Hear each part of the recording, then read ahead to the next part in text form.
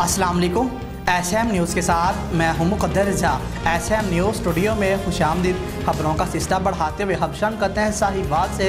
साहिवाल में नवासे रसूल जिगरे गोशा अली बतूल हज़रत इमाम हुसैन अलैहिस्सलाम का चहलम बहुत ही अक़ीदत और एहतराम के साथ पुलिस की भारी सिक्योरिटी के ज़ेर निगरानी मनाया गया। तफसीलात के मुताबिक चहलम इमाम हुसैन अलैहिस्सलाम की मरकज़ी मजलिस अज़ा इमाम बारगाह और कसर बतूल साहिवाल में मुनक़िद हुआ। बहुत बड़ी तादाद में अज़ादारान इमाम हुसैन ने शिरकत की। मुकामी उलमाए कराम और ज़ाकिरीन के अलावा ज़िक्र अहले बैत नवीद आशिक और अल्लामा सैयद रियाद हुसैन रिज़वी गुजरावान ने खिताब किया।